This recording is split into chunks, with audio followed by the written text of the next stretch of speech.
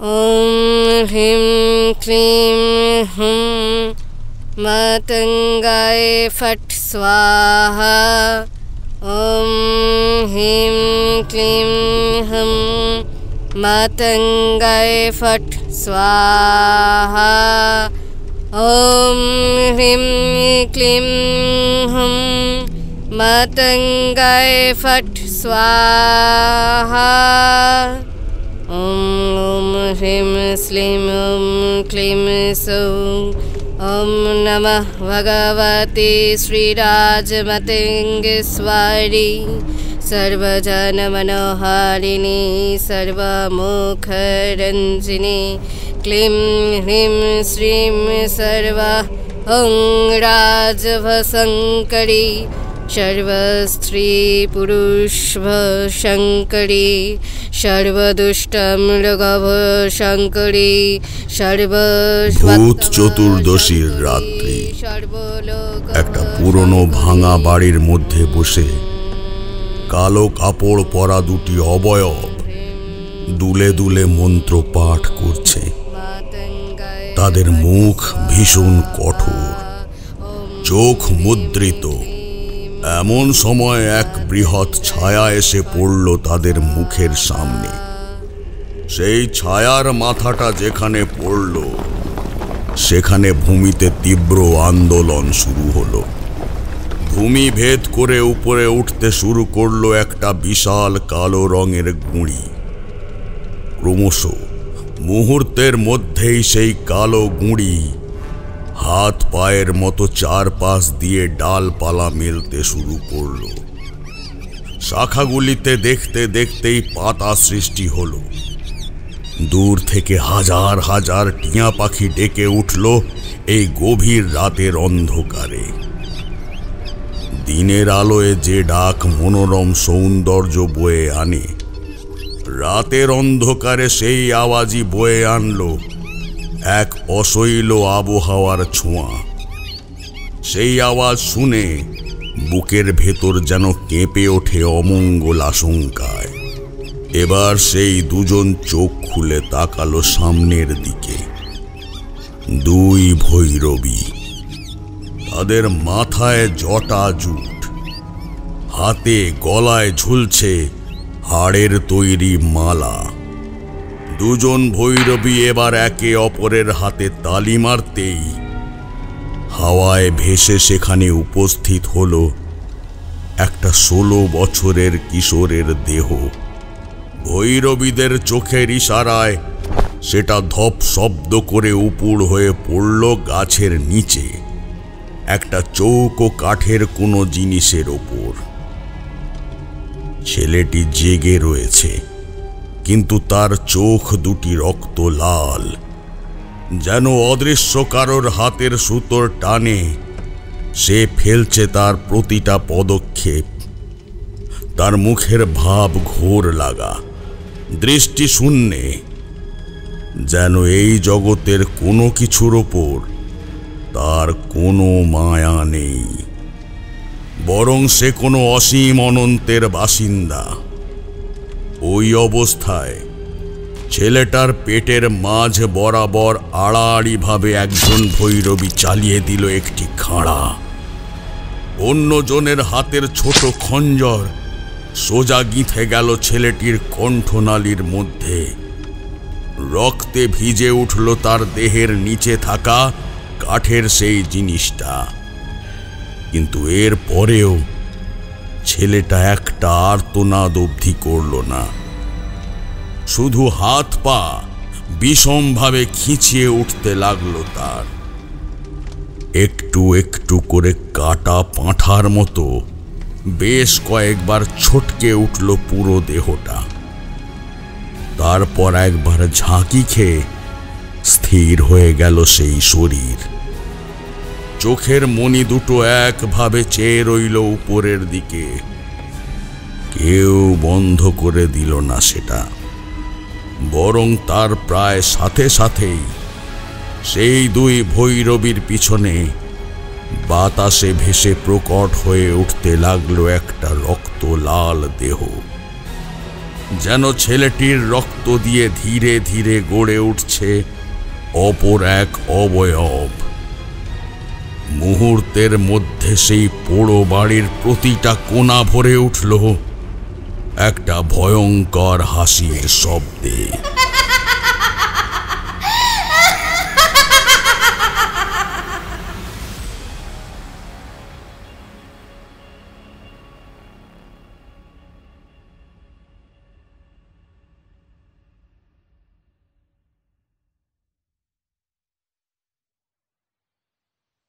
গত 2 দিন ধরে টানা বৃষ্টি হয়ে চারিদিকে জল দাঁড়িয়ে গেছে। এমনিতেই নাকি ব্যাঙ ডাকলে কলকাতায় বন্যা হয়, তার উপর যদি 2 দিন না থেমে বৃষ্টি হয় তাহলে তো দেখতেই হবে না।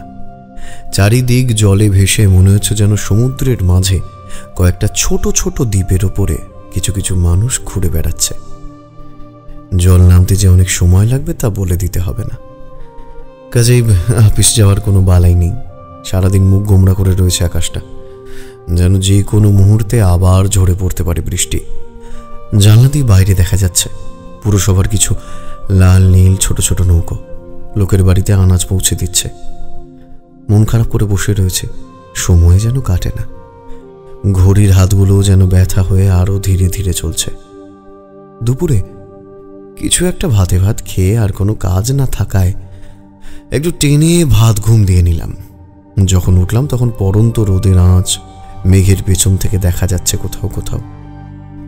রাস্তায় দেখলাম জল বেশ কমে গেছে। রাস্তায় বেরোলে ওই চটিটুকুই ভিজবে।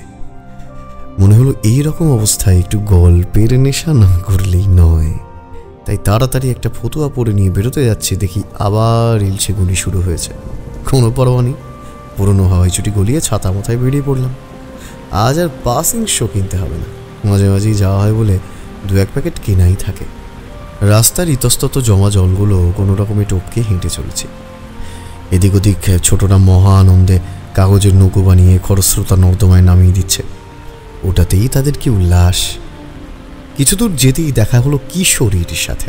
সেও একইভাবে ফতুয়া আর হাওয়াই চুটি পরে ছাতা হাতে বেরিয়ে পড়েছে। মোড়ের মাথায় দেখা হতেই দুজনের মুখে হাসি ফুটে উঠল। কিশোরীর হাতে একটা থলে দেখে জিজ্ঞেস করলাম, হ্যাঁ গো কিশোরী, আজ একেবারে থলে ভরে কি নিয়ে চললে? হ্যাঁ, এই বানবাসী অবস্থায় কি আর তেলে ভাজার দোকান খোলা থাকে? সব জায়গায় তো জল ঢুকে গেছে। তাই ভাবলাম ঘরে যা জিনিসপত্র আছে তাই নিয়ে গিয়ে চারিকে দেব। জানো তো, চারির শ্বশুর বাড়ি ফিরতে সেই কালী পুজোর পর হবে। মেয়েটা বড় ভালো রান্না করে, ওর হাতেই না হয় আজ তেলে ভাজা খাবো। বাহ, এ তো ভারী উত্তম প্রস্তাব। চলো তাহলে। আর যেন তর্স হয়েছে না আমার। তাড়াতাড়ি পা চালিয়ে রাস্তার জলের সাথে খানিক কিতকিত আর হাডুডু খেলতে খেলতে পৌঁছে গেলাম মটলেনের জরা জীর্ণ বাড়িটার সামনে। দেওয়ালে লাগা ছাতা যেন জল পেয়ে সবুজ হয়ে উঠেছে। দরজার বাইরে সাইনবোর্ডটা ঝড়ের দাপটে প্রায় ভেঙে গেছে। দরজায় হালকা টোকা দিতেই চারি আওয়াজ দিল, কাকাবাবু আসছি, একটু দাঁড়ান। চারি খুব আস্তে আস্তে পা টিপে টিপে নিচে এসে দরজা খুলে বলল, সাবধানে ভিতরে চলে যান, চারদিকে জল ঢুকে কাদা হয়ে গেছে। দরজার এই দিকটা একটু দেখে যাবেন। তোর বাবা কি করছেন? ভিতরে বসে আছে বাবা, মন ভালো নেই। আপনাদের দেখলে হয়তো একটু ভালো লাগবে। কিশোরী হাতের ব্যাগটা চারিকে দিয়ে বলল, নিশ্চয়ই তুই এই অবস্থায় বাজার যেতে পারিসনি। তাছাড়া বাইরে কোনো তেলে ভাজার দোকান পেলামও না, বুঝলি। যা এনেছি তা দিয়ে একটু বানিয়ে ফেললাম আর কিছু। তোর হাতে রান্না খেতে বড্ড ইচ্ছে করছে। তাতে এত বলার কি আছে কাকাবাবু? আপনারা যান, ঘরে গিয়ে বসুন, আমি একটু পরেই গরম গরম তেলে ভাজা বানিয়ে আনছি। তিনজনই ধীরে ধীরে ওপরে চলে এলাম। তারানাথ এক দৃষ্টে জানলা দিয়ে বাইরে তাকিয়ে বসে আছে। আমরা ঘরে ঢুকতে হেসে তাকালো। আরে এসো এসো, তোমরা যে আসবে সেটা ভালোই বুঝতে পারছিলাম। তা কোথায় কতটা জল দেখলে ভায়া? এই তো সব জল প্রায় নেমেই গেছে, নাহলে তো ঘর থেকে বেরোনোটাই অসম্ভব হয়ে গিয়েছিল। ওদিকে রান্নাঘর থেকে ভাজার ছোকছোক আওয়াজ হতে লাগলো। তারানাথকে পাসিং শোয়ের প্যাকেটটা এগিয়ে দিতে তিনি একটা সিগারেট বের করে দেশলাই জ্বালাতে গেলেন, কিন্তু হাওয়ায় সেটা বুঝে গেল। এভাবে 3-3টে কাঠি নষ্ট হওয়ায় কিশোর একটু মজা করেই যেন বলে উঠল, তন্ত্রমন্ত্র দিয়ে এই জল হাওয়া এসব বশ করা যায় না? কোন জিনিস বশ করা যায় না সেটা জিজ্ঞাসা করতে পারো। তন্ত্র দিয়ে সবাইকে বশ করা যায়। তাহলে এত বৃষ্টি হয়ে গেল, বন্যা হয়ে গেল, আপনি তাকে আটকালেন না কেন? সব ক্রিয়ারই একটা ফল হয়। যেমন মানুষ প্রকৃতিকে কষ্ট দিয়েছে বলেই আজ এই বন্যা হচ্ছে, তেমনি তার এই রাগ বেরোতে না দিলে সে আরো ভয়ঙ্কর রূপ নিতে পারে। প্রকৃতি পরম পুরুষেরও উপরে, বুঝলে কি না? আচ্ছা বেশ, তা এখনকার মতো সিগারেট জ্বালাতে তো হাওয়াটা একটু থামিয়ে দেওয়াই যায় নাকি? এইবার কিশোর একটু হেসেই উঠল। বেশ রেগে গিয়েই তারানাথ উত্তর দিল, সব কিছুকেই তোমাদের ছেলে খেলা বলে মনে হয়, তাই না? বেশ, দেখো। এই বলে তারানাথ জানলার দিকে ঘুরে বিড়বিড় করে মন্ত্র জপ করতে লাগলো। আর ধীরে ধীরে বৃষ্টি হাওয়া কমে গিয়ে কয়েক মুহূর্তের জন্য মেঘের ফাঁক থেকে রোদ একেবারে যেন ঝিলিক দিয়ে উঠল। তারানাথ চট করে সিগারেটটা ধরিয়ে নিয়ে বাইরের দিকে ফিরে প্রণাম করতেই আবার আগের মতো মুখ গোমড়া করে নিল আকাশ। কি জানি, হয়তো এমনিতেই এরকম হলো, বৃষ্টি এমনিতেই কমে গেছিল। কিন্তু তারানাথের মন্ত্র আর রোদের ঝিলিক কিশোরীকে খানিক চুপ করিয়ে দিল। লম্বা একটা টান দিয়ে তারানাথ বলে উঠল, ইহে কিশোরী, কিছু বুঝলে? আপনি প্রণাম করলেন কেন? প্রকৃতি যে আমার অনুরোধ রেখেছে কিছুক্ষণের জন্যে হলেও, সে কি কম কথা? ধন্যবাদ জানাবো না তাকে? তাহলে আমার আর তোমার মধ্যে ফারাকটা কি রইল? হতভম্ব হয়ে আমরা দুজনেই বসে রইলাম। অবস্থা হালকা হলো চারই ঢুকতে। একটা বড় জামবাটি ভরে কাঁচা মরিচ, পেঁয়াজ আর আমের তেল দিয়ে মাখা মুড়ি, এক পাহাড় তেলে ভাজা, সাথে 3টে চায়ের গিলাস। এসব রেখে চারি চলে গেল। আমি চট করে একটু গরম মুড়ি আর ভাজা মুখে দিয়ে চিবোতে চিবোতে বললাম, ছাড়ো না ঠাকুরমশাই, ও তো ইচ্ছা করে আপনাকে রাগায়। বলছি, এরকম একটা দিনে একটা ভালো গল্প হলে কিন্তু মন্দ হয় না। আপনার ঝুলিতে এরকম কোনো অদ্ভুত অভিজ্ঞতা নিশ্চয়ই তো থাকবে। অভিজ্ঞতা তো আছেই, তবে সকাল থেকে মনটা যেন খুব খারাপ হয়ে আছে। সামনেই কালী পুজো, কিন্তু প্রকৃতি এরকম অস্থির থাকলে কিভাবে যে নির্বিঘ্নে মায়ের পুজো করব। অবশ্য মায়ের যা ইচ্ছা তাই হবে, তুমি তো নিমিত্ত মাত্র। কালী পুজো আসতে এখনো ঢের দিন, ততদিনে নিশ্চয়ই চারিদিক ঠান্ডা হয়ে যাবে। আপনি মন খারাপ করবেন না। তার থেকে বরং কোনো কাহিনী শোনান না মা কালীর মহিমা নিয়ে। বেশ বেশ, তাই শোনাবো না হয়। তবে আগে খেয়ে নাও, ওগুলো আবার ঠান্ডা হয়ে যাবে। আমরা টান টান উত্তেজনা নিয়ে গরম মুড়ি আর বাকি তেলে ভাজাগুলো উদরস্থ করে নিলাম। তারপর চায়ে হালকা হালকা চুমুক দিতে দিতে গল্পের আশায় চাতকের মতো চেয়ে রইলাম তার দিকে। তারানাথ শুরু করল। আমার তখন যা যাবার অবস্থা, সবে মাতু পাগলির সাথে দেখা হয়েছে এই মাত্র। সেইবার যা ভেলকি দেখেছিলাম সে তো বলার কথা না। যাক সে কথা। তারপর এই গ্রাম ওই গ্রাম ঘুরছি। এইভাবেই ঘুরতে ঘুরতে এসে পৌঁছলাম হরিদপুর গ্রামে। তখন সবে সবে দুর্গাপুজো শেষ হয়েছে। হাওয়ায় তখনও শিউলি ফুলের সুবাস। সন্ধ্যা নামলেই ছাতিমের গন্ধে চারিদিক ভরে উঠছে। একটা দিন সেখানে ঘুরে বেড়িয়ে রাতে মন্দিরে শুয়ে আছি। এমন সময় দেখি একটি বউ, বয়স আমার থেকে একটু কমই হবে, কেমন উদ্ভ্রান্তের মতো এদিক ওদিক দৌড়ে বেড়াচ্ছে। খোকা, ও খোকা, খোকা রে, খোকা। তার চিৎকার আর উদ্বিগ্ন মনোভাব দেখে আমি চিন্তিত হয়ে পড়লাম। আমাকে দেখতে পেয়ে সেই বউটি দৌড়ে এসে জিজ্ঞেস করল, ঠাকুর, এদিকে বছর 14 কোনো ছেলেকে দেখেছেন? আমি যে আমার খোকাকে খুঁজে পাচ্ছি না। আমি তাকে শান্ত করার চেষ্টায় বললাম, আছে মা, নিশ্চয়ই আছে। দেখো, হয়তো মাঠ থেকে ফিরছে, ছেলে হারিয়ে তো আর যাবে না, তুমি চিন্তা করো না মা। সে উদ্গ্রীব হয়ে বলে উঠল, না ঠাকুর, আপনি বুঝতে পারছেন না, সে হারিয়ে যাবে, যেমন আগেরবার বাপন হারিয়ে গেছিল। দু চোখ জলে ঝাপসা করে উদ্ভ্রান্তের মতো ডাকাডাকি করতে করতে ছুটোছুটি করতে লাগলো সেই বউটি। প্রায় ঘণ্টাখানেক পর ছেলেকে খুঁজে পেয়ে তাকে আপাদমস্তক পিটাতে পিটাতে বাড়ি নিয়ে গেল আমার সামনে দিয়ে। আমি তার কথা শুনে বেশ অবাক হয়েছিলাম। আগেও ছেলে হারিয়েছে, এর মানেটা কি? ব্যাপারটা জানার আমার বড্ড কৌতূহল হলো।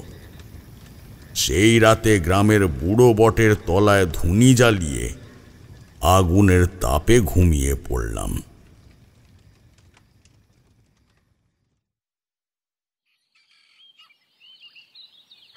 পরের দিন ভোরবেলা ঘুম থেকে উঠেই ইচ্ছে করেই একটা চায়ের দোকানের সামনে গিয়ে বসে রইলাম।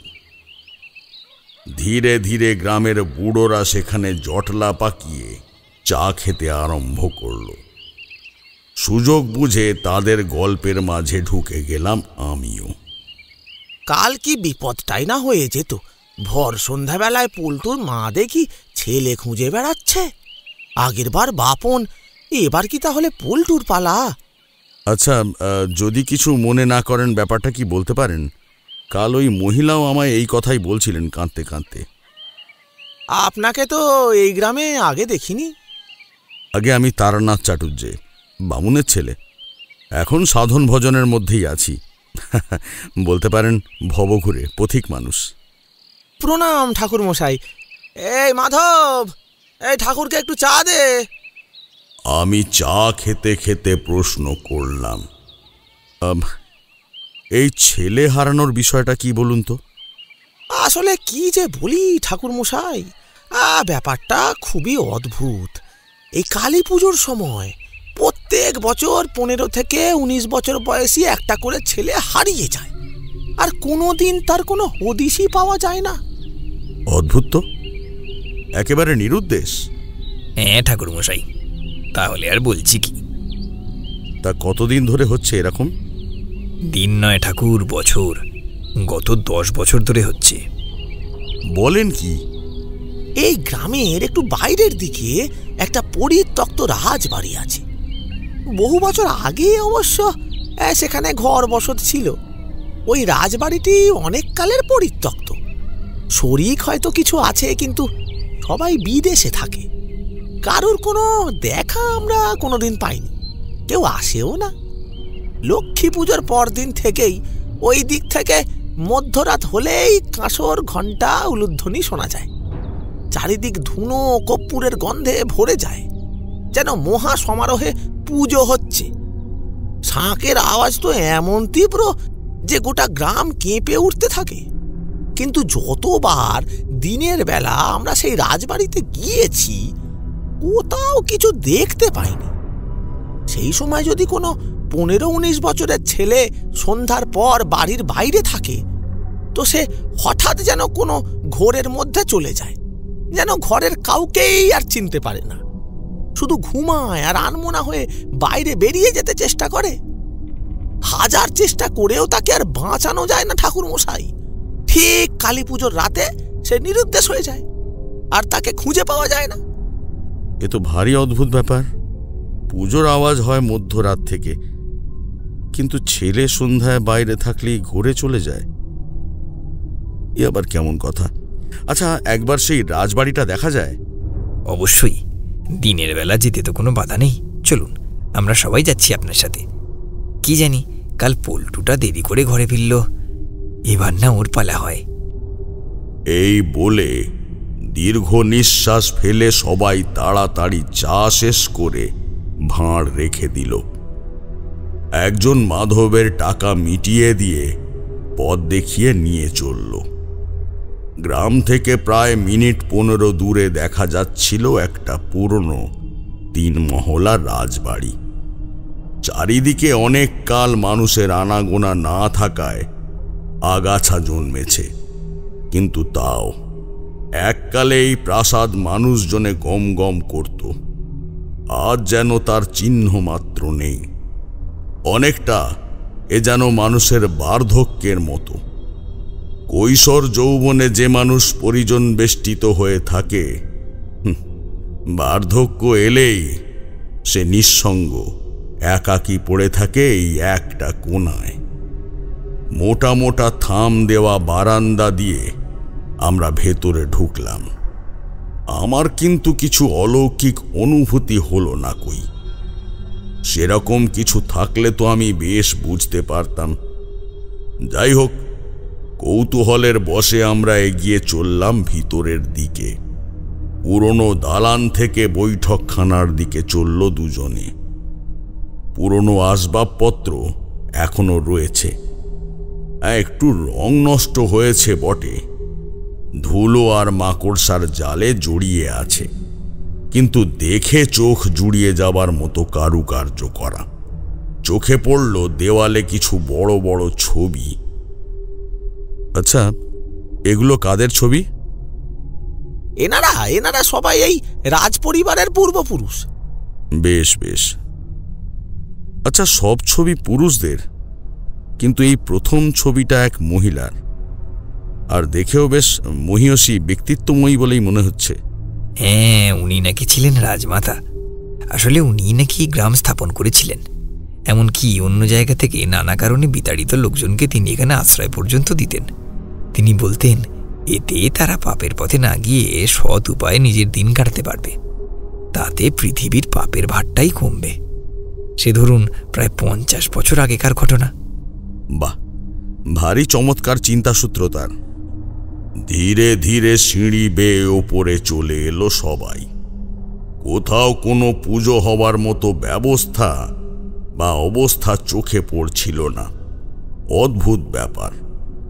মানুষ কিন্তু বলছে এখানেই নাকি কোনো অদ্ভুত পুজো হয়। উপরে উঠে আমি এদিক ওদিক দেখতে দেখতেই ঝুল বারান্দার ভেঙে যাওয়া দরজাটা হালকা করে ঠেলে খুলে দিলাম। সেখান থেকে বাইরের দিকটা দেখছিলাম। তখনই হঠাৎ একটা জিনিস আমার দেখে বেশ আশ্চর্য লাগলো। আচ্ছা, বাড়ির থেকে ওই যে দূরে চৌহদ্দির মধ্যেই একটা পাথরের ঘর দেখা যাচ্ছে, ওটা কি? ওটা আসলে এককালে রাজমাতার পুজোর মন্দির ছিল, কিন্তু তার মৃত্যুর পর সেখানে আর পুজো হয়নি। কালের নিয়মে এই মন্দির এখন পরিত্যক্ত হয়ে গেছে ঠাকুরমশাই। সে কি, তার পরিবারের কেউ কিংবা গ্রামের মানুষ সেখানে পুজো চালিয়ে যায়নি কেন? গ্রামের মধ্যে একটা মন্দির এভাবে সেবার অভাবে পড়ে আছে। আর কি বলি ঠাকুরমশাই, আসলে রাজমাতার আদেশ ছিল যে তিনি ছাড়া আর কেউ যেন এই মন্দিরে কোনোদিন প্রবেশ না করেন বা পুজো না করেন। অদ্ভুত আদেশ। আমরাও বড় অবাক হয়েছিলাম। মাঝে মাঝে তো মনে হয় এই মন্দিরের দেবতাই বোধহয় পুজোর অভাবে রুষ্ট হয়ে, কিন্তু রাজমাতার কথা মনে পড়লেই আমরা আর সাহস পাই না। আমাদের গ্রামের কারোর কখনো এত দুঃসাহস হয়নি যে তার আদেশ অমান্য করব। আচ্ছা, বেরোনোর সময় এই মন্দিরে একটিবার যাওয়া যায়? মাফ করবেন ঠাকুরমশাই, অত সাহস আমাদের কারোর নেই, তবে আপনাকে দেখিয়ে দিতে পারি রাস্তাটা। যেতে আপনাকে নিজেই হবে ঠাকুর। বেশ, তাই হবে। চলুন ছাদটা একবার দেখে আসি। সরু সিঁড়ি দিয়ে ছাদের দিকে যতই উঠতে লাগলাম ততই যেন শরীরটা কেমন করতে লাগলো, যেন জড় পদার্থে পরিণত হয়ে যাব।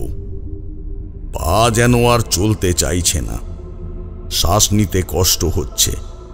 সামনে ছাদের দরজার ফাঁক দিয়ে আলো দেখা যাচ্ছে, কিন্তু মনে হচ্ছে যেন পৌঁছতেই পারবো না। যাই হোক, খুব কষ্ট করেই ছাদে পৌঁছে গেলাম, কিন্তু এই বিষয়টা ঠিক কি হলো সেটাই বুঝলাম না। দেখি বিশাল প্রশস্ত ছাদ, ছাদের ধার উঁচু করে ঘেরা, তার চার কোণে 4টে লাল গোল পাথর বসানো।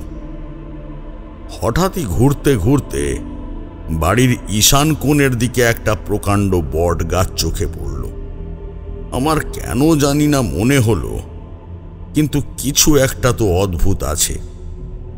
দেখে যেন মনে হচ্ছে গাছটার ওপর একটা গাঢ় সবুজ কুয়াশা জমে রয়েছে। আচ্ছা, ওই বট গাছটা কি এই প্রাসাদের বাগানের মধ্যেই পড়ে? আমার কথা শুনে সব লোকগুলো হতভম্ব হয়ে আমার দিকে তাকালো। বট গাছ? কোথায় বট গাছ দেখছেন ঠাকুর মশাই? আমরা তো কোনো বট গাছ দেখছি না। তাদের হতভম্ব দৃষ্টির মধ্যে যেন একটা কৌতুক মেশানো ছিল, যেন মনে মনে ভাবছে আমি নেশা করে তাদের সাথে রঙ্গ করছি। কিন্তু আমি স্পষ্ট দেখতে পাচ্ছিলাম সেই গাছটাকে বিশাল ডালপালা ছড়িয়ে ঝুড়ি নামিয়ে অনেকটাই জায়গা অন্ধকারে ঢেকে রেখেছে। আর কথা না বাড়িয়ে সবাই নিচে নেমে এলাম। কেমন যেন একটা খটকা লাগছিল। গাছটা আমি দেখতে পাচ্ছি, কিন্তু বাকিরা দেখতে পেল না কেন? আর কিচ্ছু বললাম না। আমি প্রাসাদের দাওয়াতেই বসে গেলাম। বাকিরা আমায় প্রণাম করে গ্রামে ফিরে গেল। কৌতূহল যেন আমার আর থামে না। কি হলো ব্যাপারটা?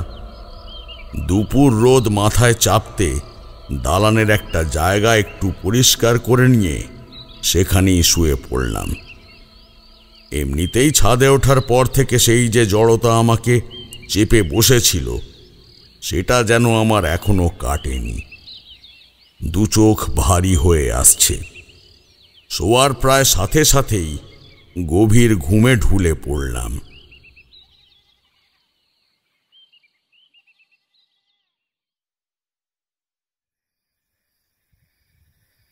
ঘুম ভাঙল তা প্রায় সন্ধ্যের সময়। ঠান্ডা হাওয়া বইছে চারিদিকে। চোখে পড়ল একটা 15-16 বছরের ছেলে প্রাসাদের উঠোন দিয়ে হেঁটে সেই ভাঙা মন্দিরের দিকে চলে যাচ্ছে। ভাবলাম একবার ডাকি, কিন্তু কিছু একটা ভেবে যেন আটকে গেলাম। আমি তার পেছন পেছন চলতে লাগলাম। দূর থেকে ঝাপসা দেখলাম সেই ছেলেটা কিন্তু চোখ বন্ধ করেই হেঁটে চলেছে, তবে মুখটা স্পষ্ট দেখতে পেলাম না। মনে হলো ঠিক যেন ঘুমের মধ্যে চলছে সে। মন্দিরের চাতাল হাত দিয়ে পরিষ্কার করে সামনের পুকুর থেকে নিজের জামা ভিজিয়ে এনে মন্দিরের দরজা মুছে দিয়ে আবার আস্তে আস্তে সে চলে গেল। আমি এবার প্রাসাদ ছেড়ে ওই মন্দিরের চাতালে বসলাম। চারিদিক শান্ত হয়ে গেল। ঝিঁঝির ডাক, কুকুরের ডাক কিচ্ছু নেই। মাঝে মাঝে কোথাও থেকে একটা কাক ডেকে অন্ধকার নিস্তব্ধতা ভাঙছিল মাত্র। রাতের বেলা কাকের ডাক, এর থেকে অস্বাভাবিক কিছু বোধহয় হয় না।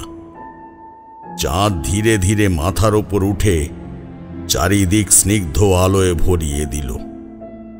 কৃষ্ণপক্ষের প্রথম দিকের চাঁদ এখনো বেশ বড়ই আছে। মাঝে মাঝে একটা দুটো খাপ ছাড়া মেঘ এসে কখনো চাঁদের সাথে লুকোচুরি খেলছে। মৃদু হাওয়ায় শুকনো পাতার ঝিরঝির আওয়াজ হচ্ছে। হালকা ঠান্ডাও যেন লাগছে। কতটা রাত হয়েছে বুঝতে পারিনি, কিন্তু শুনতে পেলাম কোথাও যেন শঙ্খ বেজে উঠল। এত রাতে শঙ্খ? কান পেতে শুনতে লাগলাম। হ্যাঁ, ভুল তো শুনিনি। শুধু শঙ্খ না, এইবার প্রবল শব্দে কাঁসর বাজতে শুরু করল। মাঝে মাঝে তার সাথে একটা ঘণ্টাও বেজে উঠছে। হঠাৎ সব আওয়াজ থেমে গেল। চারিদিকে ধীরে ধীরে ধুনোর গন্ধ ছড়িয়ে পড়তে লাগলো। সেই আওয়াজ অনুসরণ করে এগোতে লাগলাম। কখনো মনে হচ্ছে সেই বট গাছের দিক থেকে আসছে, তো কখনো মনে হচ্ছে মন্দিরের ভেতর থেকে আসছে। দিক ভ্রান্ত হয়ে কতক্ষণ যে ছুটে বেড়ালাম জানি না। আচমকা একটা অদ্ভুত মিষ্টি গন্ধ নাকে আসতেই আমি ধীরে ধীরে অজ্ঞান হয়ে পড়ে গেলাম সেখানে।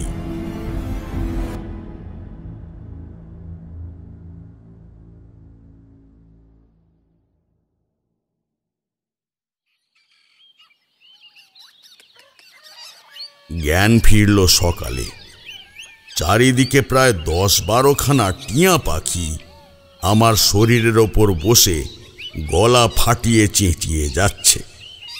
উঠে দেখলাম আমি যথাস্থানে প্রাসাদের দালানে শুয়ে আছি, যেন কাল রাতে আমি একবারেই উঠিনি। অদ্ভুত, আমি যে সারা জঙ্গল দৌড়ে বেড়ালাম তার কোনো চিহ্নই নেই। হঠাৎ মনে পড়ল সেই ছেলেটার কথা। তাড়াতাড়ি পুকুর থেকে মুখ ধুয়ে গ্রামে চলে গেলাম। আবার সেই চায়ের দোকানে গিয়ে বসলাম। আজ যেন সবাই মুখ কালো করে বসে আছে, কারোর মুখে রাগ কাটছে না। কি ব্যাপার মিত্তির মশাই, সবাই এত চুপ কেন? কি বলবো ঠাকুর, যা ভেবেছিলাম তাই হয়েছে। পল্টুর ঘোর হয়েছে। কাল প্রায় রাতের খাবার সময় নিজে নিজেই ঘর থেকে বেরিয়ে কোথায় হারিয়ে গেল।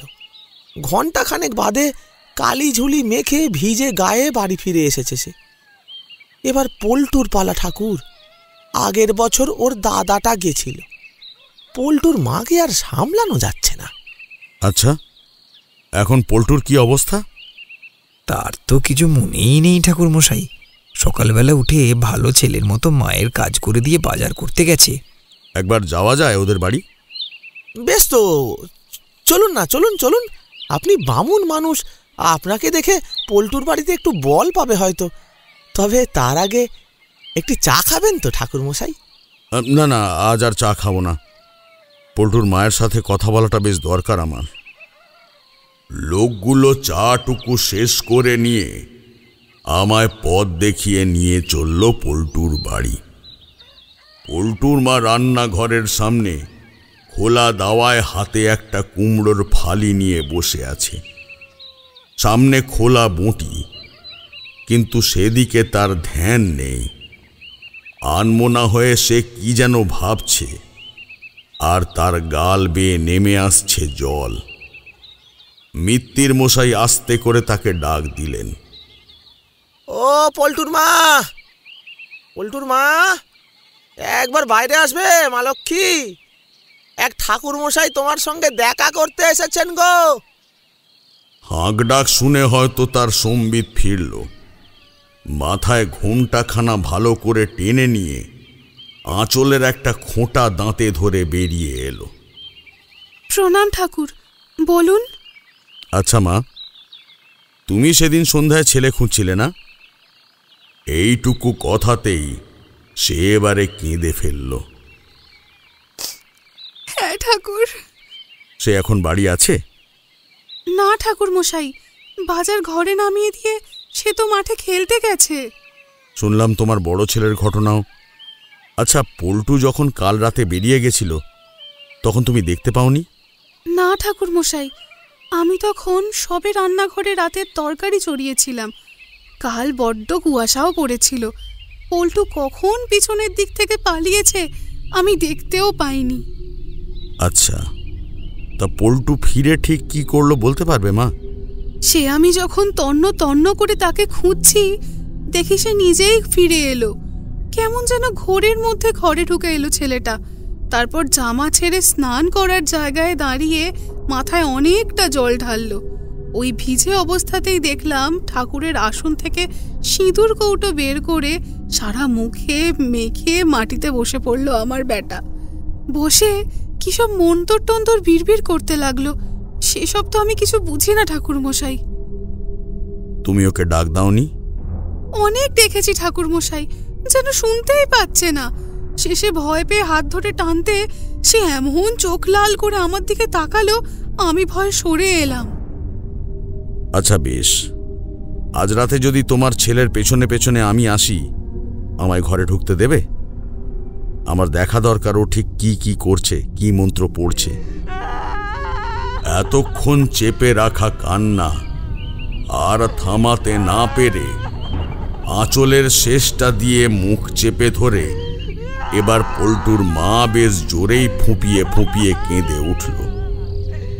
আমরা সবাই মাথা নিচু করে সেখান থেকে চলে গেলাম, কিন্তু আমি কাউকে বললাম না যে পল্টুকে আগের রাতে আমি সম্ভবত দেখেছি। চুপচাপ গিয়ে সেই ভাঙা মন্দিরের পাশের ঝোপে আজ লুকিয়ে রইলাম।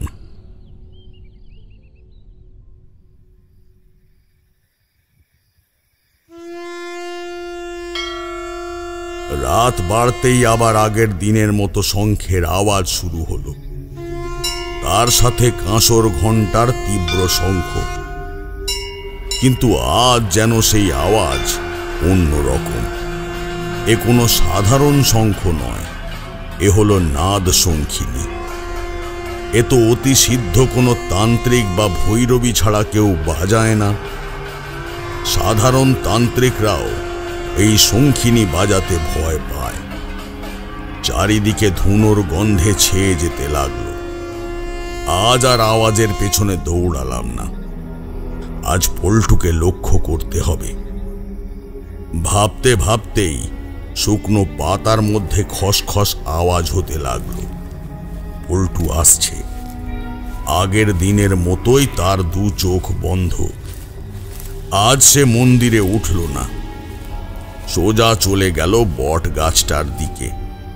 কিছু ফলমূল তার গোড়ায় ফেলে দিয়ে ফিরে এলো মন্দিরে।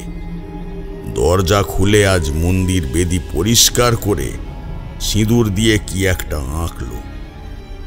সেটা না হয় সকালেই দেখব।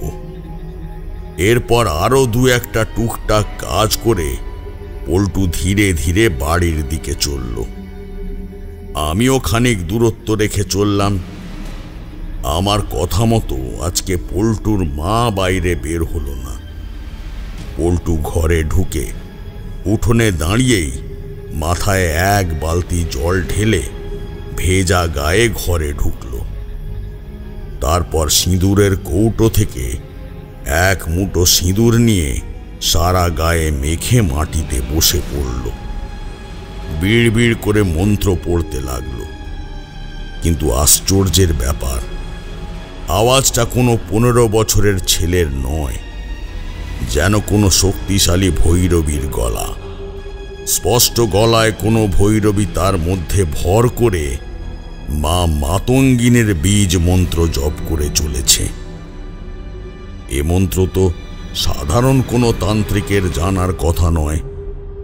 তার মানে যেই এর মধ্যে ভর করেছে সে অতি উচ্চ মার্গের সিদ্ধ ভৈরবী। পল্টুর মাকে বাইরে ডেকে বললাম, তোমার ছেলে এখন ঘুমোচ্ছে। যে বসে আছে সে কোনো তন্ত্র সাধিকা। ওকে একদম বিরক্ত করতে যেও না, অকারণ ছেলের বিপদ বাড়বে। তাহলে কি করব? কি করব ঠাকুর মশাই? আমার একটা ছেলে গেছে, এখন এও যদি চলে যায় আমার আর বাঁচার কোনো কারণ থাকে না ঠাকুর মশাই। এই বলে সে ফুঁপিয়ে ফুঁপিয়ে কাঁদতে শুরু করল। আহা, এখন এসব বলো না মা। আমি আপ্রাণ চেষ্টা করব তোমার পল্টুকে ফিরিয়ে আনার, কিন্তু আমার কয়েকটা কথা তোমায় মেনে চলতে হবে। আপনি যা বলবেন ঠাকুর মশাই, আমি আমার ছেলেটার জন্য সব করতে পারি। কাল সকালে আমি তোমায় কিছু জড়িবুটি দিয়ে যাব। কাল রাতে খাবার সময় কিছুটা ছেলের খাবারে মিশিয়ে দেবে, আর কিছুটা লেপ বানিয়ে তার মাথায় লাগিয়ে ঘুম পাড়িয়ে দেবে। তাহলে সে আর ঘর থেকে বেরোবে না।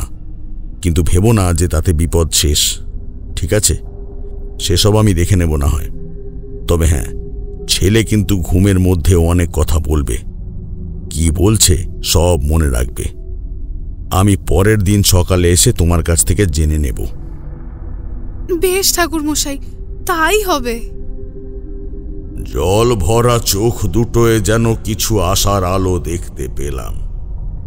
হতাশ মুখটায় একটু যেন স্বস্তির সঞ্চার হলো। সেও আশায় বুক বাঁধছে, তার ছেলে হয়তো বেঁচে যাবে। আর একবার উঁকি মেরে পল্টুকে দেখে নিয়ে আমি চলে গেলাম। সকাল হতেই সেই ভাঙা মন্দিরে গেলাম। মন্দিরের বেদির ওপর সিঁদুর দিয়ে মা বগলামুখীর যন্ত্র আঁকা আছে। এ তো ভারী অদ্ভুত। যন্ত্র এঁকেছে মা বগলামুখীর, মন্ত্র পড়ল মা মাতঙ্গিনীর। আগের দিন তার জ্ঞান ফিরেছে টিয়া পাখির ডাকে। রাতে শোনা যাচ্ছে নাদ শঙ্খিনী। নিশ্চয়ই কেউ এখানে কোনো গূঢ় তন্ত্র সাধনা করছে। হঠাৎ করে আমার মাথায় একটা অদ্ভুত সম্ভাবনার কথা উদয় হলো, আর সেটা মনে আসতেই যেন মাথায় বিনা মেঘে বজ্রপাত হলো আমার। তবে কি দীর্ঘ এক পক্ষ ধরে ছেলেটাকে শুদ্ধ করে তারপর তার বলি দেওয়া হবে? না না, এটা আটকাতেই হবে যে কোনো মূল্যে। দুপুরবেলা যখন রোদ মাথায় উঠে গেছে, তখন পুকুরে স্নান সেরে সেই বট গাছটা দেখতে গেলাম। গাছ থেকে গাছটা কেমন যেন অদ্ভুত ধরনের দেখতে। দূর থেকে তো বট মনে হচ্ছিল, কিন্তু কাছে আসতেই যেন তার বাখলা থেকে ধুনোর গন্ধ আসতে লাগলো। তাহলে কি এই গাছের কাছ থেকেই সেই আওয়াজ আসছে? নিশ্চয়ই এই গাছের মধ্যেই কোনো অদৃশ্য রহস্য লুকিয়ে আছে। কোনো মন্ত্র বলে তাকে সাধারণ মানুষের চোখে অদৃশ্য করে রাখা হয়েছে। পল্টুও আগের রাতে যে ফলমূল এই গাছের কাছে দিয়ে গেছিল, সেগুলো পর্যন্ত একটাও নেই। আমি ঠিক করলাম আজ রাতে পল্টু ঘুমোবে, আর আমি এই বট গাছ লক্ষ্য করব। ধীরে ধীরে সূর্য পশ্চিমে ঢলে পড়ল। গ্রামের এদিক ওদিক সন্ধেবাতি আর শঙ্খের আওয়াজ আসতে লাগলো। কিছুক্ষণের মধ্যেই চারিদিকে একটা গাঢ় অন্ধকার নেমে এলো। আজ আকাশেও কেমন যেন গভীর কালো মেঘের দল জড়ো হয়েছে। এক ফালি চাঁদ যেন লজ্জায় মুখ লুকিয়েছে তাদের পেছনে। ঝিঝি রেখে চলেছে অনর্গল। চারিদিকে আজ অন্য দিনের থেকে হয়তো একটু বেশি জোনাকি ভিড় করেছে। অনেকক্ষণ ধরে এসব প্রকৃতির মায়া দেখছি। এমন সময় কান ফাটিয়ে বেজে উঠল সেই নাদ শঙ্খিনী। আওয়াজটা আবার যেন একটু আলাদা রকম লাগছে, আর তার সাথেই বাজছে আরো অনেক শঙ্খ। কাঁসরের শব্দ ছাপিয়ে আজ কানে আসছে সেই শঙ্খিনীর আওয়াজ। কিছু বোঝার আগেই কিছু একটা আমার মাথার পেছনে সজোরে আঘাত করল। আমি অজ্ঞান হয়ে গেলাম।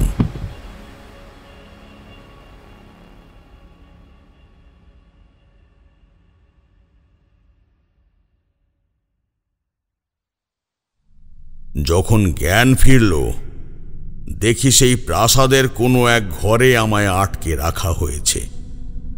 সেই ঘরে কোনো জানালা না থাকায় বুঝতে পারলাম না তখন দিন নাকি রাত। ঘরের দরজা হালকা খোলা ছিল। ভাবলাম বাইরে কেউ না থাকলে বেরিয়ে যেতে পারবো। দরজায় হাত দিতেই ছিটকে ঘরের মাটিতে এসে পড়লাম। যেন কোনো অদৃশ্য শক্তি আমায় বেরোতে দিল না। একটা ক্ষীণ স্বরে কেউ যেন বলে উঠল, তারানাথ, আমার ক্ষমতা রাজ্যে তুই পেয়েছিস তা আমি ভালোই জানি, কিন্তু তাও যে তুই আমার কাজে বাধা দেওয়ার সাহস দেখিয়েছিস, আমি যে তাতে অবাক রে। তুই তো এত মূর্খ নোস, তাহলে কেন নিজের প্রাণের ঝুঁকি নিচ্ছিস? কি উত্তর দেব বুঝতে পারলাম না। এটুকু বুঝলাম সেই বট গাছ কোনো সাধারণ গাছ নয়। সে এক মায়ার ছলনা।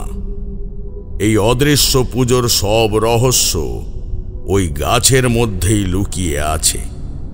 কিন্তু তার আগে আমায় এই জায়গা থেকে বেরোতে হবে।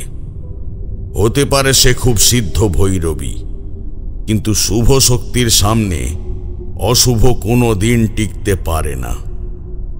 কুঁচরে রাখা ছোট্ট পুঁটুলি থেকে লুকিয়ে রাখা ছোট্ট এক শিশি গঙ্গা জল আর একটা কাগজে মোড়া বিভূতি বের করে দুটোকে মিশিয়ে মাটিতে একটা 5 কোণা তারা এঁকে তার মাঝে গিয়ে বসলাম। আসন শুদ্ধি ও দেহ শুদ্ধি মন্ত্র জপ করে চারিদিকে বাকি গঙ্গা জল ছিটিয়ে আর বাকি বিভূতি নিজের কপালে লাগিয়ে নিলাম। তারপর গলায় রুদ্রাক্ষের মালাটা খুলে হাতে নিয়ে তারা সুন্দরী দেবীর বীজ মন্ত্র জপ করতে শুরু করলাম। 1111 বার সেই বীজ মন্ত্র জপ করে যখন চোখ খুললাম, তখন দেখি দরজা হাট করে খোলা। দূরে দিনের আলো দেখা যাচ্ছে। দেবীকে মনে মনে স্মরণ করে প্রণাম জানিয়ে উঠে দাঁড়ালাম। তারপর তাড়াতাড়ি পা চালিয়ে পল্টুর বাড়িতে পৌঁছলাম। তার মা আমায় দেখে প্রায় কেঁদে ফেলল। ঠাকুরমশাই, আপনি আসবেন বললে এলেন না, আর এদিকে আমার ছেলেটা কেমন পাগল পাড়া হয়ে যাচ্ছে। আমি কতদিন পরে আসছি বলতে পারবে মা? মানে সে কি? আপনি যে বলেছিলেন পরশু সকালে আসবেন। মানে আমি 3 দিন অজ্ঞান ছিলাম। আচ্ছা বলো তো মা, এই 3 দিন পল্টুর কি কি অদ্ভুত আচরণ দেখলে? ঠাকুরমশাই, আপনি যা যা দিয়ে গেছিলেন, যেভাবে বলে গেছিলেন, আমি তো সেদিন রাতে ওইভাবেই সব কাজ করেছিলাম। তারপর বিছানায় ঘুমের ঘরেই ছেলেটা আমার বিড়বিড় করতে শুরু করলো। বলে চলল বকাসুরকে সে নাকি জিভ টেনে মেরে ফেলবে, তারপর নাকি সেই জিভ দিয়ে তার বীণা বানিয়ে বাজাবে, সেই বীণার আওয়াজে তার জ্ঞান সিদ্ধি হবে, তার কাছে মোহিনী এসে অমৃত দিয়ে যাবে। এই সব। এ তো বেশ ভালো কাণ্ড হলো দেখি। আর এই 2 দিন কিছু হয়েছে? আর বলবেন না ঠাকুরমশাই, সারা দিন ছেলেটা শুয়ে শুয়ে মরার মতো ঘুমোয়। খাওয়া দাওয়া তো বন্ধই করে দিয়েছে। জোর করে খাওয়াতে গেলে এমন ভাবে তাকায় যে নিজের পেটের ছেলেকে যেন নিজেই চিনতে পারি না। এর আগে আমার বড় ছেলেটাও। কি হচ্ছে ঠাকুরমশাই, কিছুই তো বুঝতে পারছি না। আমার ছেলেটাকে বাঁচান ঠাকুর, বাঁচান আমার ছেলেটাকে। এই বলে কাতর কণ্ঠে কাঁদতে কাঁদতে সে মাটিতে লুটিয়ে পড়ে আমার পা দুটো জড়িয়ে ধরল। আমি অপ্রস্তুতে পড়ে তাকে সান্ত্বনা দিয়ে খানিক ঠান্ডা করলাম।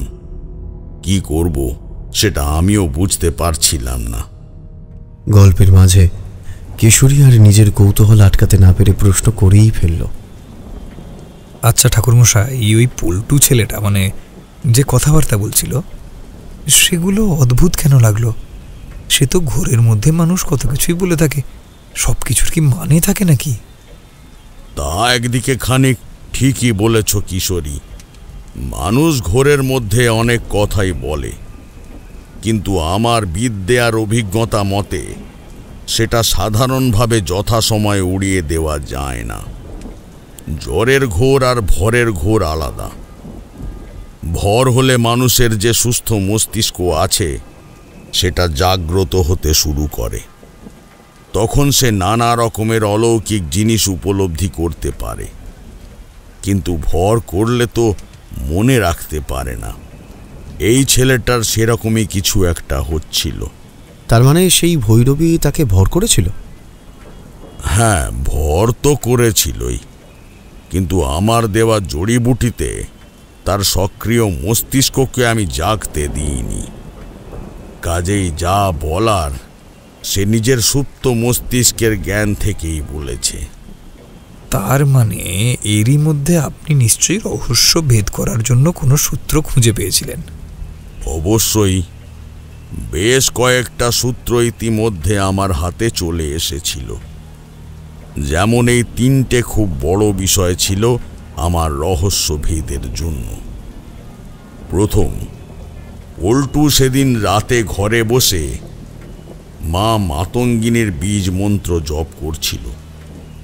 আর দ্বিতীয়, সেই ভাঙা মন্দিরে মা বগলামুখীর যন্ত্র এঁকে এসেছিল।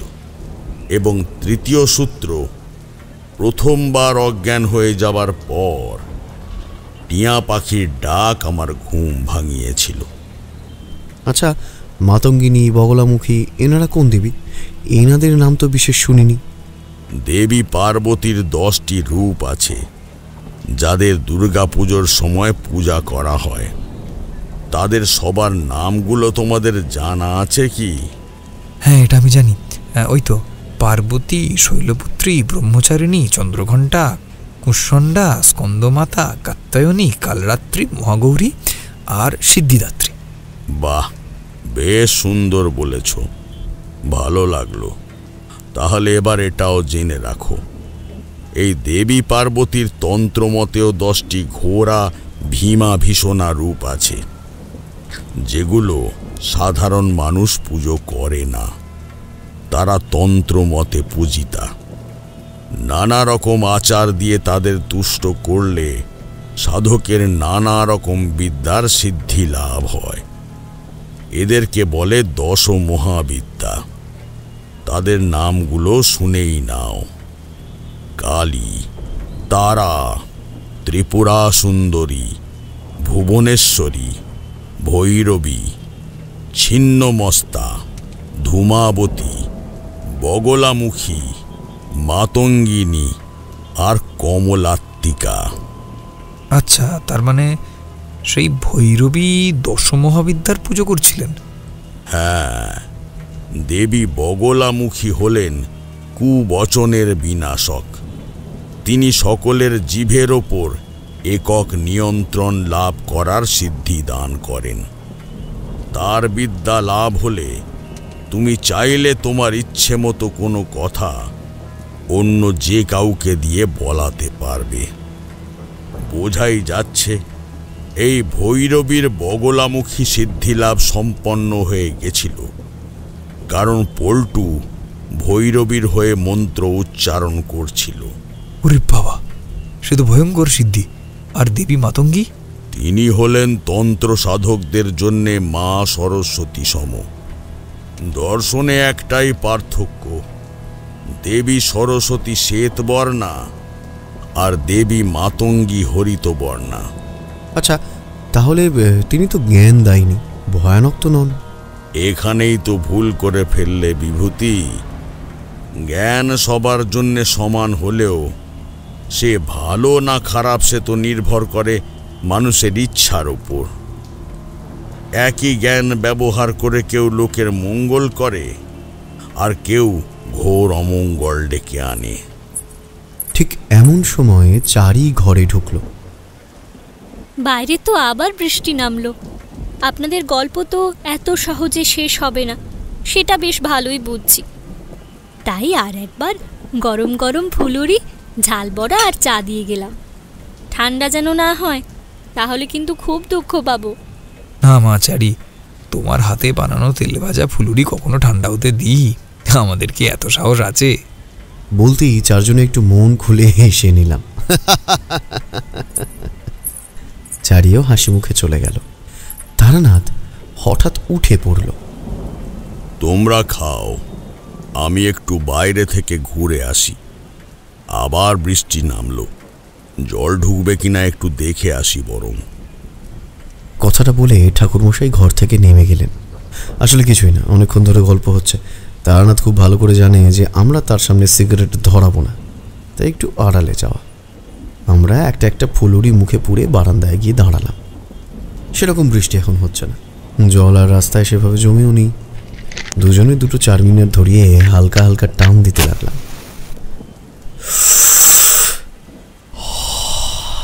সত্যি কি ছুরি, আমাদের কত স্তরে দেবদেবী আসে, হ্যাঁ, কিন্তু আমরা ওই কয়েকজনেরই নাম জানি মাত্র। সেই ঠিক যেমন আলো থাকলে অন্ধকার থাকতে হয়, তেমনি সাধারণ মতের দেবদেবীর সাথে তন্ত্রমতের দেবদেবীরাও আছেন, সবার অগোচরে আছেন। আসলে ক্ষমতা থাকলেই হয় না, জানো তো। তাকে সঠিক কাজে প্রয়োগ করাটাও সাধকের একটা গুণ। সাধক নিজের লোভের বশে খারাপ কাজে শক্তি প্রয়োগ করলে কি আর করা যাবে বলো? দুজনেই চুপ করে দাঁড়িয়ে রইলাম। হালকা বৃষ্টির ছাঁট লাগছিল, বেশ ভালো লাগছিল। সিগারেট প্রায় শেষ হয়ে এসেছে। এমন সময় তারানাথ আমাদের খানিক জানান দিয়ে গলা খাঁকড়িয়ে ঘরে ঢুকলো। আমরাও বারান্দা থেকে ঘরে ঢুকে আবার আগের মতো জায়গায় বসে পড়লাম। বাকি তেলে ভাজা আর চা তিনজনে ভাগ করে খেতে লাগলাম। তারপর তারানাথ নিচু স্বরে বলে উঠল, এই বৃষ্টিতে জল জমবে না ঠিক, কিন্তু একটু পরেই তুমুল ঝড় শুরু হবে। তোমরা শুনলাম অনেক আনাজ এনে দিয়েছ চারিকে। ওকে বলে এলাম তোমাদের জন্যেও যেন খিচুড়ি, বেগুন ভাজা আর কষা আলু বানিয়ে ফেলে। আজ রাতটা এখানেই থেকে যেও তোমরা। খাবারের ফিরিস্তি শুনে আমরা কেউই আর না করতে পারলাম না। ঘাড় নেড়ে সম্মতি জানানো হলো। তারানাথ একটু হেসে উঠল। থালা খালি হতে সে আবার গল্প শুরু করলো। আবার বসলাম সেদিন ধ্যানে। ধ্যান করলে অনেক সময় অনেক রহস্যের জট খুলে যায় নিজের অজান্তেই। ধীরে ধীরে গভীর ধ্যানে লীন হয়ে গেলাম আমি। কিন্তু থেকে থেকেই সেই রাজপ্রাসাদের রাজমাতার মুখটা ভেসে উঠতে লাগলো আমার মনে। আরো গভীর ধ্যানে চলে যেতে রাজমাতার মুখটা ঝাপসা হয়ে উঠে তার স্থান নিল দুই মহাবিদ্যা। ধীরে ধীরে তারা যেন একে অপরের মধ্যে বিলীন হয়ে গিয়ে এক চতুর্ভুজ লোল জিহবা হরিত কালী মূর্তিতে পরিণত হতে লাগল। আর গভীরে যেতে যেতে দেখলাম সেই কালী মূর্তির বক্ষস্থলে এক দক্ষিণী নাদ শঙ্খিনী। সেই শঙ্খিনী হলো আসলে মোহিনীর অবস্থান। সাধনা শেষে ভৈরবী যদি সেই শঙ্খিনী বাজায়, তাহলে মোহিনীর ওপর তার বশ হবে। জগতে তাকে আটকানোর ক্ষমতা আর কারুর থাকবে না। মনে মনেই বলে উঠলাম, হে মা, এই ভৈরবীকে আটকানোর উপায় কি বলে দাও মা। কিচ্ছু দেখতে পেলাম না, কিন্তু এক রহস্যময়ী নারী কণ্ঠ শুনতে পেলাম। এই শঙ্খিনী বিনষ্ট করে হরিৎকালীর হাতের ত্রিশূল সেই ভৈরবীর বুকে বসিয়ে দে। অনেক লম্বা ধ্যানের কারণে আমি আবার অজ্ঞান হয়ে গেলাম। যখন জ্ঞান ফিরল তখন সন্ধ্যা হয়ে গেছে। আজ ভূত চতুর্দশী। সারা গ্রাম জুড়ে 14 প্রদীপ জ্বলছে। ঘরে ঘরে স্থান করে নিয়েছে 14 শাক। ছোট থেকে বড় সব বাড়ির দুয়ারে প্রদীপের আলো টিম টিম করছে।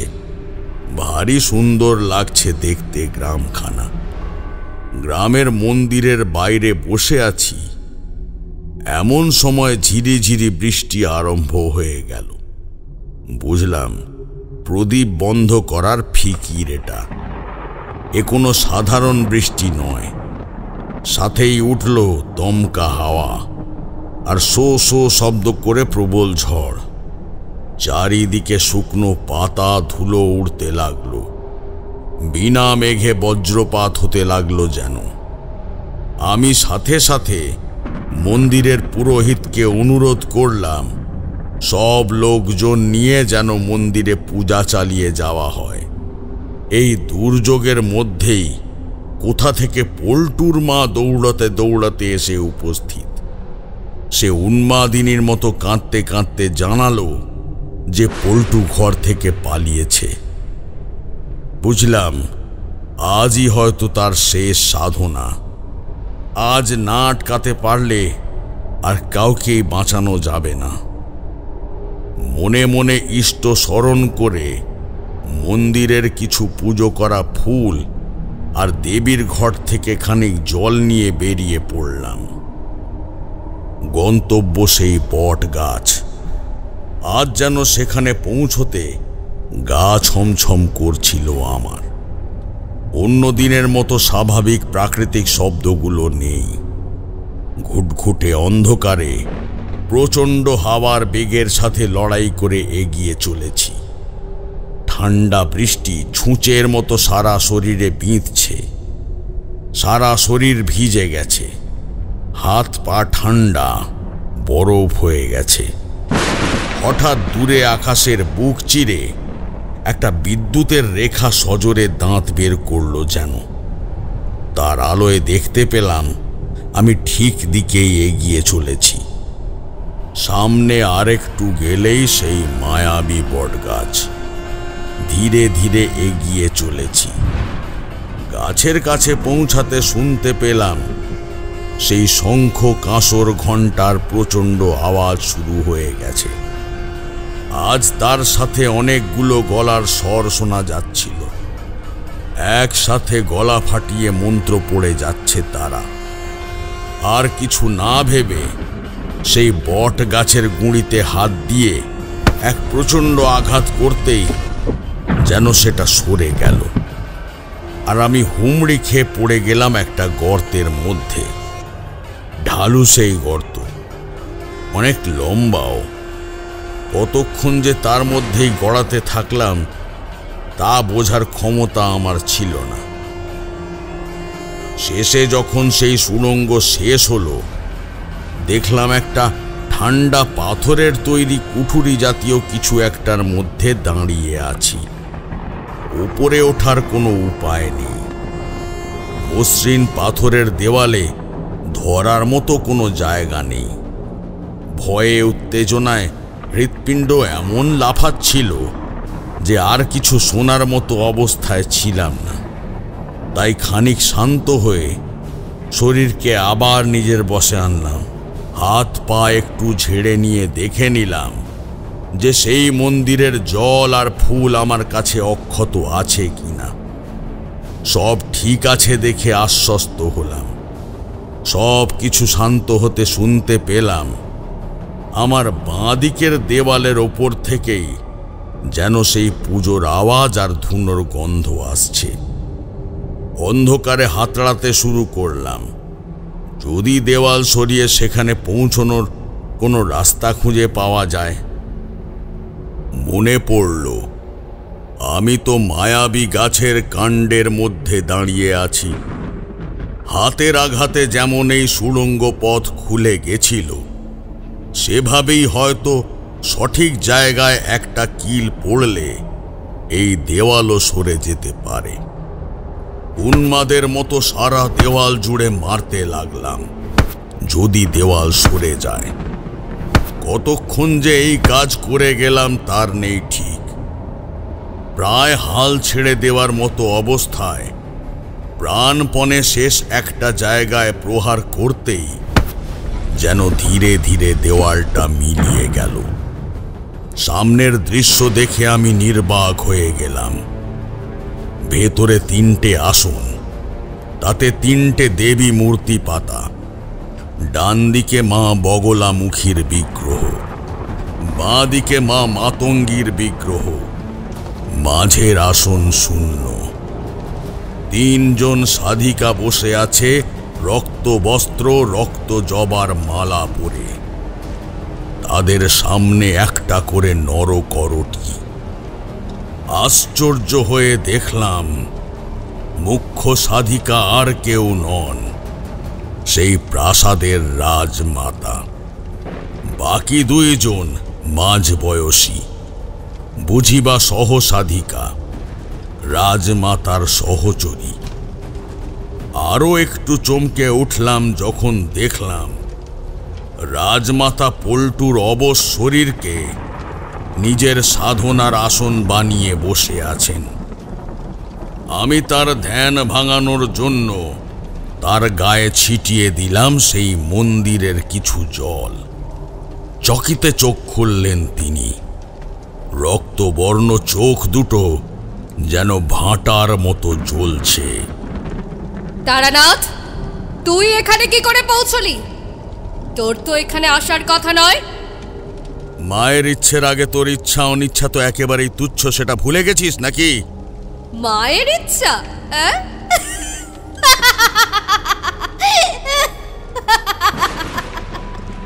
এই বলে এক বিকট হাসি হেসে উঠল সে। তোর মা তোর মা, তোর সব দেবী আমার কাছে বশ হয়ে গেছে। তার নিজেরই আর কিচ্ছু করার ক্ষমতা নেই। সে আবার তোকে নিয়ে এসেছে সাহায্য করতে। তোর মতো তুচ্ছ তান্ত্রিক আমি কত দেখেছি। সে না হয় তুই দেখেছিস, কিন্তু তারানাথ তান্ত্রিকের সামনে তুই পড়িসনি আগে। ভুলে যাস না, সব তান্ত্রিক সমান হয় না। যা যা, বেশি বাজে বকে আমায় ভয় দেখানোর চেষ্টা করিস না। তোর মতো চুনোপুটিকে আমি আমার এক মন্ত্রেই শেষ করে দিতে পারি। তাই নাকি? করে দেখা দেখি। ভৈরবীর অহমে ঠেস লাগায় সে রীতিমতো রেগে গেল। সে উঠে দাঁড়িয়ে পড়ল। তার সারা শরীর রাগে লাল হয়ে উঠেছে। এটাই আমার প্রথম উদ্দেশ্য ছিল, সে যেন তার আসন ছেড়ে উঠে যায়। আমি যতটা পারলাম দূরে চলে গিয়ে দাঁড়ালাম।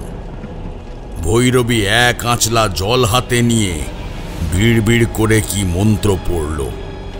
তারপর সেই জল আমার উদ্দেশ্যে ছুঁড়ে দিল, কিন্তু আমার বুদ্ধির জোরে তা আমার গায়ে লাগলো না। রাগে চিৎকার করে উঠল ভৈরবী। আবার তাই হলো। শেষ রাগে সম্বিত হারিয়ে সেই ভৈরবী পল্টুর ওপর থেকে পুরোপুরি উঠে আমার দিকে ছুটে এসেছে। অমনি আমি পল্টুর গায়ে সেই মন্দিরের পুজো করা ফুলগুলো ছড়িয়ে দিলাম। এটা দেখে ভৈরবী যেন রাগে ফেটে পড়ল। এটা তুই কি করলি? আমার আসন নষ্ট করে দিলি। আমার সাধনা তুই ভঙ্গ করলি। তোকে আমি ছাড়বো না, আমি কিছুতেই তোকে ছাড়বো না। আমার প্রথম কর্তব্য এই ছেলেটার প্রাণ বাঁচানো, আর বাকি আমার ইষ্ট আছে আমায় পথ দেখানোর জন্য।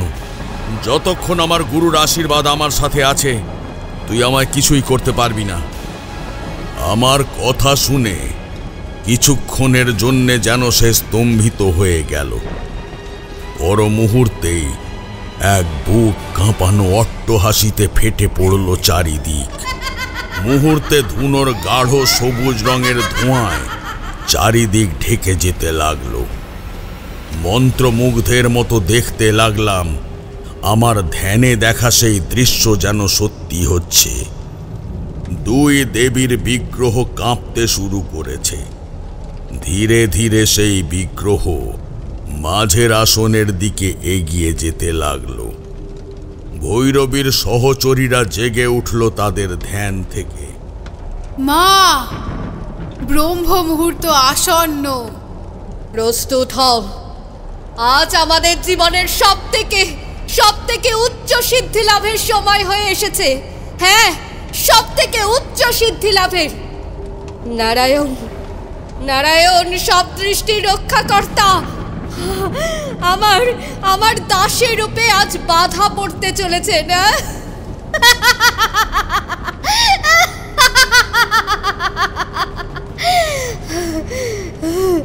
তারানাথ, তারানাথ, দেখি তোর ইষ্ট দেবতা আজ তোকে কি সাহায্য করতে পারে। পারলে তুই আমায় আটকে দেখা।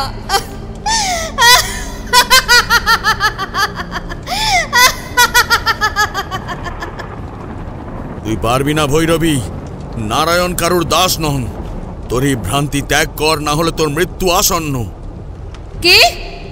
আমার মৃত্যু? তাকে আমি বহুকাল আগেই জয় করে নিয়েছি। আমার মৃত্যু নেই, আমার মৃত্যু। আমি অমর, আমি। ভুলে যাস না ভৈরবী, যার জন্ম হয়েছে তার মৃত্যু অনিবার্য। কয়েকদিন আটকাতে পারিস, কিন্তু তার থেকে মুক্তি নেই। বাজে বকা বন্ধ কর, নির্বোধ শিশু। দেখ, ভালো করে চোখটা মেলে দেখ। এমন ঐশ্বরিক দৃশ্য হয়তো জীবনে আর কখনোই তোর দেখার ভাগ্য হবে না। আমি আদপেই মুগ্ধ নয়নে আচ্ছন্ন হয়ে দেখতে লাগলাম। দুই দেবীর হরিৎ বিগ্রহ মিলেমিশে একাকার হয়ে সৃষ্টি হলো হরিৎ কালীর বিগ্রহ। তার এক হাতে খাঁড়া আর এক হাতে বেদ, তৃতীয় হাতে করটি আর চতুর্থ হাতে টিয়া পাখি। তার লোল জিহবা যেন তার নাভি অবধি লম্বিত।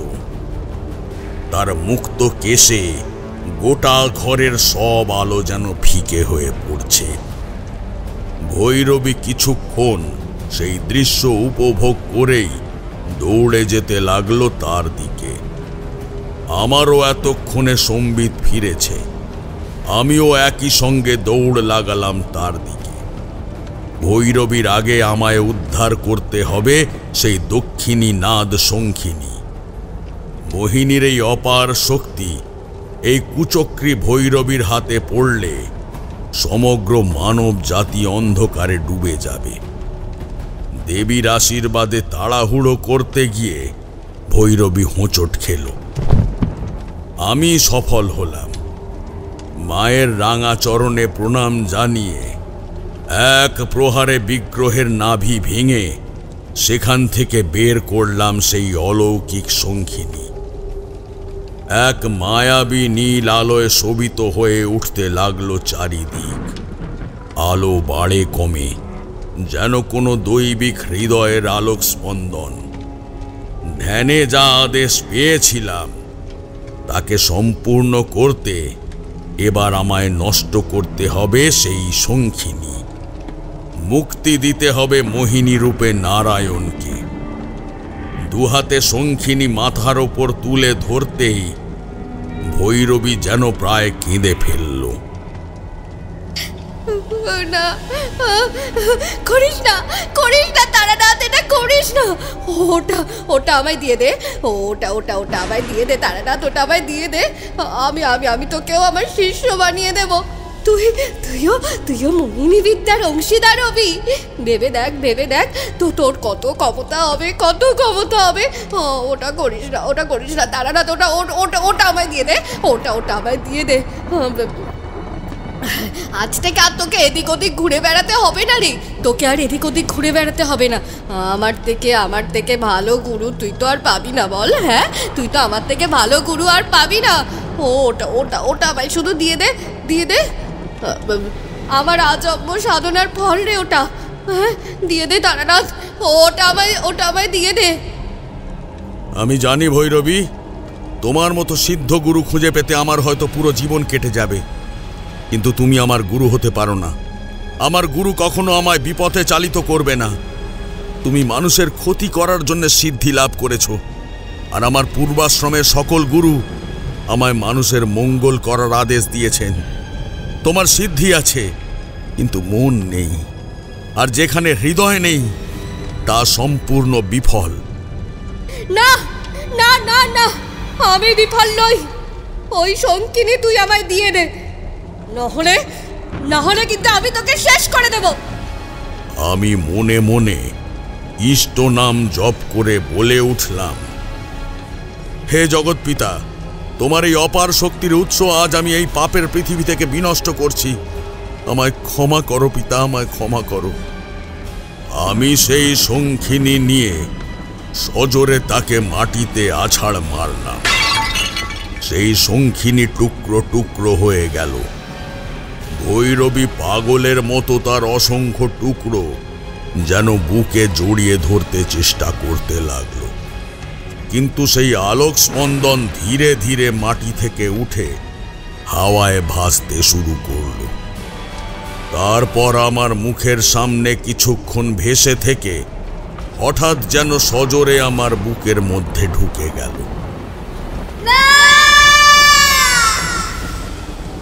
সেই ভৈরবীর প্রচণ্ড বুক ভাঙা ডাক শুনতে পেলাম, কিন্তু আমি যেন নিজের দেহের বাইরে চলে এসেছি। আমি এক দৃষ্টে ঘোরের মধ্যেই দেখতে লাগলাম সেই মা কালীর হাতের খড়গ। সেটা তুলে নিতেই তা এক রত্নখচিত ত্রিশূলে পরিণত হল। হাওয়ায় ভেসে উঠল আমার শরীর, আর আমার হাতের ত্রিশূল সজোরে প্রহার করল সেই ভৈরবীর বুকে। ভৈরবী কিছুক্ষণ তাকিয়ে থেকে একটা বিকট আর্তনাদ করে ভস্মে পরিণত হয়ে উড়ে গেল বাতাসে। সাথে সাথেই তার সহচরীরা শূন্যে মিলিয়ে গেল। হরিৎকালীর বিগ্রহ নিজে নিজেই টুকরো টুকরো হয়ে মাটিতে মিশে গেল। আমার আত্মা যেন আবার প্রবেশ করলো আমার নিজের শরীরে। কেমন যেন এক অদ্ভুত অনুভূতি হতে লাগলো আমার দেহে। আমি কোনো মতে ক্লান্ত শরীরে এগিয়ে গিয়ে পল্টুর নিথর দেহ কোলে তুলে নিলাম। তার কোমল শরীরে এখনো প্রাণ বাকি আছে, কিন্তু নাড়ির গতি অত্যন্ত ক্ষীণ। কতক্ষণ থাকবে বোঝা যাচ্ছে না। নিজেই যেন আমার হাত তার বুকের ওপর গিয়ে থামল। এক উজ্জ্বল আলোর কিরণ গোটা ঘর ধাঁধিয়ে দিল। আমি আবার সম্বিত হারালাম। যখন জ্ঞান ফিরল, তখন দেখি আমি গ্রামের মন্দিরের চাতালে শুয়ে আছি। গ্রামবাসীরা আমায় ঘিরে বসে আছে। কেউ জল ছিটাচ্ছে তো কেউ বাতাস করছে। ধীরে ধীরে উঠে বসলাম। সবার চোখেই যেন একটা শান্ত কৃতজ্ঞতার ছাপ দেখা যাচ্ছে। ঠাকুর, আপনি না থাকলে আবার এই গ্রামের একটা একটা করে ছেলে এইভাবে নিরুদ্দেশ হয়ে যেত। আপনি আমাদের পল্টুকে নতুন প্রাণ দিলেন। শুধু পল্টুকেই নয়, ওর মাকেও। হ্যাঁ ঠাকুর, আপনি না থাকলে আজ আমরা দুটো প্রাণ হারাতাম। পল্টু এখন কোথায়? সে কেমন আছে? বৈদ্য দেখে বলেছে সে খাওয়ার অভাবে অত্যন্ত ক্লান্ত এবং রুগ্ন হয়ে গেছে। ওষুধ দিয়েছে। পল্টু হয়তো কয়েকদিন বিছানা ছেড়ে নামতে পারবে না, কিন্তু সপ্তাহখানেকের মধ্যেই সে আবার আগের মতো স্বাভাবিক হয়ে যাবে। কথাটা শুনে যেন মনে স্বস্তি হলো। আর তোমাদের কোনো চিন্তা নেই। আর কোনোদিন তোমাদের গ্রামের কোনো ছেলে নিরুদ্দেশ হবে না, সে ব্যবস্থা আমি করে দিয়েছি। তবে আমার কিছু অনুরোধ আছে তোমাদের কাছে। তোমাদেরকে সেটা রাখতে হবে। অনুরোধ নয়, আদেশ করুন ঠাকুর মশাই। রাজপ্রাসাদের পাশের ওই ভাঙা মন্দির সংস্কার করে সেখানে মা কালীর ঘট পেতে নিত্য পুজো করতে হবে। তবে সেখানে কোনো বিগ্রহ রাখবে না কখনো। বেশ, তাহলে আজকের কালী পুজো দিয়েই এই শুভ কাজের শুরু হোক। খুব ভালো প্রস্তাব। তবে আমার দ্বিতীয় অনুরোধ হলো, রাজমাতার যে ছবি প্রাসাদের মধ্যে রাখা আছে তাকে নামিয়ে এনে মাটির দিকে মুখ করিয়ে পুড়িয়ে দিতে হবে। কিন্তু রাজমাতা কেন? তিনি তো খুবই দয়াময়ী ছিলেন। আমাদের সকলের পূর্বপুরুষের আশ্রয়দাত্রী ছিলেন। তাকে এভাবে অপমান করব কোন স্পর্ধায়? জানি আপনাদের রাজমাতা আসলেই মমতাময়ী ছিলেন। সেই জন্যেই এই কুচক্রী ভৈরবী এখানে এসে তার পুণ্য আত্মাকে অস্ত্র বানিয়ে সিদ্ধি লাভ করার চেষ্টা করছিল। যতদিন তার কোনো প্রতিবিম্ব থাকবে, কেউ না কেউ তার দুর্ব্যবহার করতে পারবে। যিনি সবার মঙ্গল করেন, তিনি অমর থাকেন মানুষের হৃদয়ের ভালোবাসায়। তার জন্য ছবির প্রয়োজন হয় না। ঠিক আছে ঠাকুর মশাই, তাই হবে। রাতে পুজো শুরু হওয়ার আগেই তার ছবি পুড়িয়ে দিয়ে তারপর ঘট প্রতিষ্ঠা করো। গ্রামের লোকজন সবাই কাজে লেগে পড়ল। সেই মন্দির একদিনের মধ্যে পরিষ্কার করে নতুন ফুলের মালা দিয়ে সাজিয়ে তুলল সবাই মিলে। বাড়ির মেয়েরা মন্দির প্রাঙ্গণে নানা রকম মঙ্গল আলপনা দিয়ে ভরিয়ে দিল। আজ যেন তাদের কতকালের দুঃখের অবসান ঘটেছে। সন্ধে নামতেই আবাল বৃদ্ধ বনিতা হাসি মুখে সেই মন্দিরে এসে রাজমাতার ছবিতে প্রণাম জানিয়ে তাকে মাটিতে উপুড় করে শুইয়ে আগুন দিল।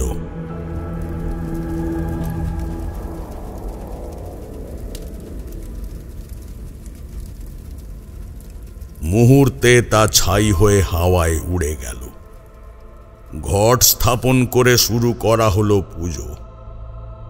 পুজো শেষে পল্টুর মা আমার কাছে এসে প্রণাম করে জল ভরা চোখে খানিক চেয়ে রইল।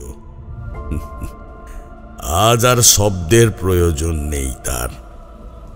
মায়ের বুকে ছেলেকে ফিরিয়ে দিতে পেরেছি, এর থেকে বড় অনুভূতি আর কি বা হতে পারে বলো। এই বলে তারানাথ থামল। অনেকক্ষণ ধরে গল্প বলে সেও যেন খানিক ক্লান্ত হয়ে গিয়েছিল। দূরে কোথাও প্রচণ্ড কড়াত শব্দে একটা বিদ্যুৎ চমকে উঠল। তারানাথের পেছনের কাঁচের জানলায় যেন এক চতুর্ভুজা দেবীর প্রতিবিম্ব দেখা গেল। কিশোরী আঁকড়ে ধরল আমার হাতটা। আহ, কিশোরী, কি হলো? তুমি দেখলে না জানলায়? হ্যাঁ, দেখলাম। তাতে এত অস্থির হওয়ার কি আছে? সামনেই তো মোড়ের মাথায় বিশাল বড় কালী মূর্তি তৈরি হচ্ছে। কাল পুজো, তারই তো ছায়া পড়েছে। আমরা দুজনেই লক্ষ্য করলাম তারানাথ সিগারেটে আগুন দিতে দিতে একটা হালকা মুচকি হেসে নিল, যেন কোনো অদ্ভুত আনন্দ তার মন প্রাণ সতেজ করে দিয়েছে। কিশোরী কিছু একটা বলবার জন্য মুখ খুলছিল, এমন সময় চারি ঘরে ঢুকল। ওরে বাবা, আপনাদের দেখছি গল্প তো শেষই হয় না। বলি, সময়টা দেখেছেন? প্রায় মধ্যরাত্রি। চলুন, একটু কিছু মুখে দিয়ে শুয়ে পড়বেন। গরম গরম ধোঁয়া ওঠা খিচুড়ির সাথে এক চামচ ঘি, গন্ধেই যেন পেটের রাক্ষস জেগে ওঠে। তার উপর কষা আলুর দম আর বোঁটা বেগুন ভাজা। কোনো কথা না বলেই সবাই মিলে একেবারে হামলে পড়লাম।